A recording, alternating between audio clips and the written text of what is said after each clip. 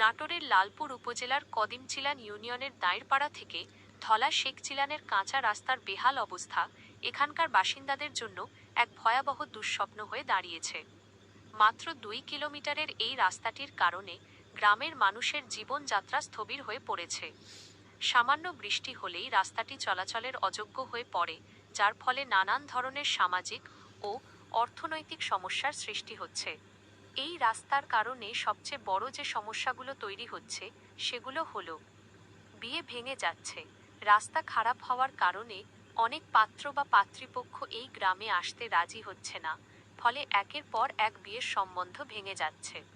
শিক্ষার্থীরা ভোগান্তির শিকার হচ্ছে। কাদা ভরা রাস্তা দিয়ে স্কুলে যাতায়াত করা শিক্ষার্থীদের জন্য এক বড় চ্যালেঞ্জ। প্রায়শই তারা পিছলে পড়ে যায়, যার কারণে বই, খাতা ও পোশাক নষ্ট হয়ে যায়। চিকিৎসা পরিষেবা বাধাগ্রস্ত হচ্ছে। জরুরি পরিস্থিতিতে কোনো অ্যাম্বুলেন্স বা যানবাহন গ্রামে প্রবেশ করতে পারে না। অসুস্থ ব্যক্তিকে খাটিয়ায় করে বয়ে নিয়ে যেতে হয়, যা তাদের জীবনকে ঝুঁকিপূর্ণ করে তুলছে। কৃষকরা ক্ষতিগ্রস্ত হচ্ছে। কৃষকরা তাদের ফসল সময়মতো বাজারে নিয়ে যেতে না পারায় ন্যায্য মূল্য থেকে বঞ্চিত হচ্ছেন। প্রশাসনের প্রতি হতাশা। স্থানীয় জনপ্রতিনিধিরা বারবার কর্তৃপক্ষকে জানানোর পরও কোনো সুরাহা হচ্ছে না। এতে এলাকাবাসী হতাশ ও ক্ষুব্ধ। তবে আশার আলো দেখা গেছে উপজেলা নির্বাহী অফিসার ইউএনও মেহেদী হাসানের কথায়।